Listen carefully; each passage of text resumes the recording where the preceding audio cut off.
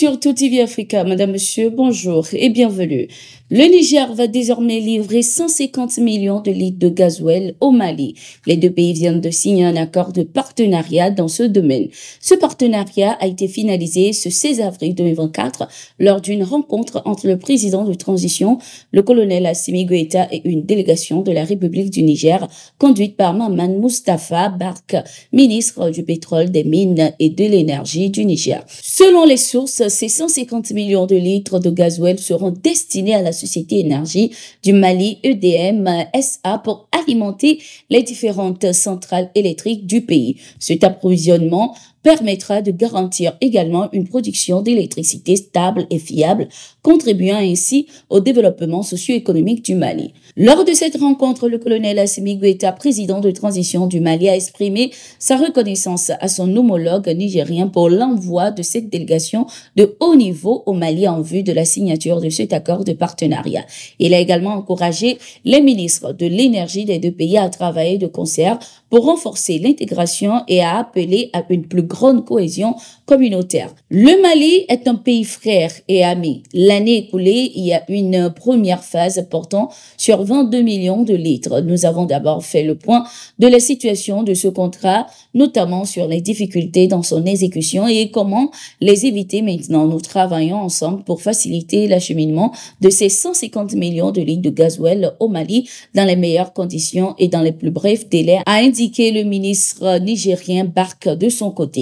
Pour les analystes, cet accord de partenariat entre le Mali et le Niger est un exemple concret de coopération sud-sud au service du développement durable. Ils estiment que ce partenariat témoigne de la volonté des deux nations de travailler ensemble pour le bien-être de leurs populations respectives.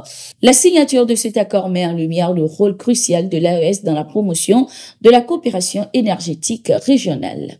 L'ancien président du Sénégal, Macky Sall, a entamé ses voyages à l'international dans le cadre de ses nouvelles fonctions. Ce 16 avril 2024, sur sa page X, Macky Sall a informé de sa rencontre avec le secrétaire général de l'Organisation des Nations Unies, Antonio Guterres. Je remercie le secrétaire général de l'Organisation des Nations Unies, mon ami Antonio Guterres, pour notre entretien ce 16 avril 2024 au siège de l'organisation. Je l'ai informé de ma mission d'envoyé spécial du pacte de Paris pour les peuples et la planète 4P. Je me réjouis de notre convergence de vues sur les sujets dont nous avons discuté et lui exprime ma gratitude pour son soutien à ma mission, a-t-il indiqué. Notons que Macky Sall a quitté le Sénégal le jour même de la passation de pouvoir avec son successeur, Bassirou Diomaye Faye. Selon les informations, il a déménagé avec sa famille au Maroc. Le Premier ministre sénégalais Ousmane Sonko vient de choisir son premier collaborateur à la primature. À travers un décret ce 12 avril 2024, il a nommé Ibrahim Gueye comme directeur de cabinet. Cette nomination de ce premier collaborateur est perçue comme un signal fort de la détermination d'Ousmane Sonko à poursuivre son combat politique et à offrir une alternative crédible aux Sénégalais.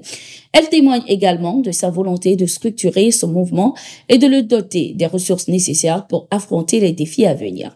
À travers ces initiatives, Ousmane Sonko entend consolider sa position sur l'ensemble des règles politiques sénégalaises et faire entendre sa voix dans le débat public. Ibrahim Gueye a été président de l'Association des administrateurs civils du Sénégal.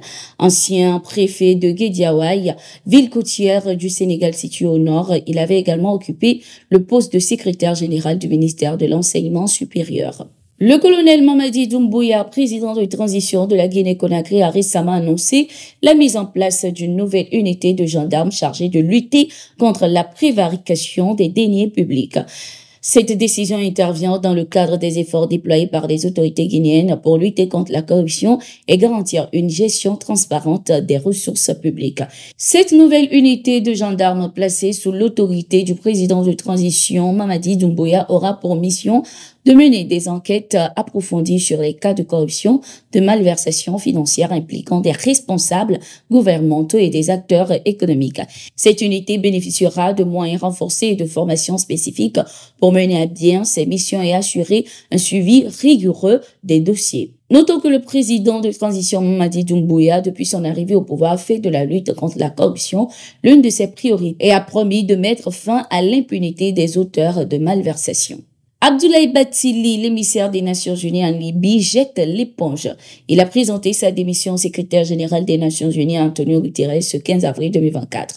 Le diplomate estime que les conditions de la poursuite de sa mission n'étaient plus réunies. Première personnalité de l'Afrique subsaharienne nommée à ce poste, Abdoulaye Bathily estime être très déçu et découragé du comportement des responsables libyens.